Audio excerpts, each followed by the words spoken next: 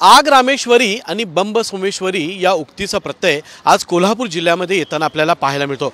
माझ्या पाठीमागे तुम्ही बघू शकत असाल, मी सध्या महाराष्ट्र कर्नाटक या सीमा भागात आहे आणि या ठिकाणी पोलिसांच्या वतीने, ट्रॅफिक पोलिसांच्या वतीने असंख्य ट्रक पहाटेपासूनच या हद्दीमध्ये अडवण्याचं काम सध्या सुरू झालेलं आहे।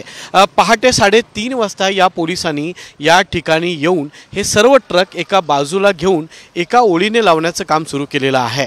आज पालघर जिल्ह्यामध्ये देशाचे पंतप्रधान नरेंद्र मोदी यांचा दौरा आहे, यांचे कार्यक्रम आहेत। या कार्यक्रमाच्या पार्श्वभूमीवर हायवेला किंवा मुंबई परिसरामध्ये ट्रॅफिक जाम होऊ नये यासाठी पश्चिम महाराष्ट्रातल्या साधारण कोल्हापूर जिल्ह्याच्या हद्दीवर असणाऱ्या सीमा भागातच अशा पद्धतीनं मोठ्या प्रमाणामध्ये जे ट्रक आहेत, हेवी व्हेइकल्स जे आहेत, हे थांबवण्याचं काम पोलिसांनी सुरू केलेलं आहे। सध्या पोलिसांकडून आम्ही माहिती घेतल्यानंतर त्यांना वरून असेच आदेश आलेले आहेत आणि संध्याकाळी 5 वाजेपर्यंत हे ट्रक कुठेही सोडू नका अशा पद्धतीनं पोलिसांच्या वतीनं सांगण्यात येत आहे।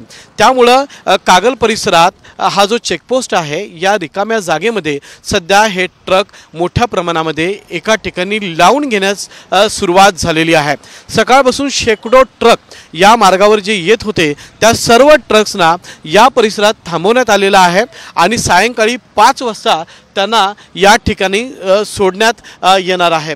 आपण या ठिकाणची दृश्य बघू शकतो। काही ट्रक चालक आहेत, काही ड्रायव्हर्स आहेत, आपण त्यांच्याशी बोलण्याचा प्रयत्न करणार आहोत। किती वाजल्यापासून तुम्ही थांबलाय तिथे? We are waiting from morning by 8 o'clock here.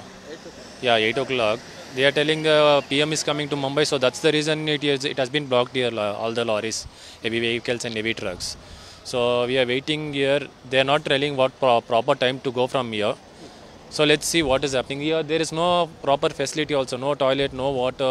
We didn't have breakfast also yet. So we are waiting here. Let's see what the police says and we'll do for according. कहाँ जा रहे हैं? I am going to Mumbai. Yeah, Geo Infocom. Yeah. हे व्यक्ती आपला truck घेऊन खरं तर मुंबईच्या दिशेने सध्या जात आहेत, मात्र पोलिसांनी यांचे जे ट्रक आहेत ते एका ठिकाणी लावलेले आहेत आणि संध्याकाळी आपले हे ट्रक सोडणार असल्याची पोलिसांनी माहिती दिलेली आहे। मात्र दिवसभर या हायवेवर नेमकं जेवायचं कुठं, अनेक प्रश्न त्यांच्यासमोर असे निर्माण झालेले आहेत। पण कुठलीही पूर्वकल्पना न देता अचानकच महाराष्ट्र आणि कर्नाटकच्या हद्दीवर अशा पद्धतीने हे ट्रक अडवल्यामुळे हजारो ट्रक चालकांचं या ठिकाणी नुकसान झालेलं आहे। त्यांच्याकडून संताप व्यक्त होताना आपल्याला पाहायला मिळतोय। कॅमेरामॅन सचिन सावंत सोबत मी रणजित माजगावकर, साम टीव्ही, कोल्हापूर। देश विदेशातील प्रत्येक घडामोडींचे लाईव्ह अपडेट मिळवण्यासाठी आता साम टीव्हीच्या सर्व सोशल मीडिया प्लॅटफॉर्मला लाईक, फॉलो आणि सबस्क्राइब करा। तसंच सर्व नोटिफिकेशनसाठी बेल आयकॉन प्रेस करायला विसरू नका।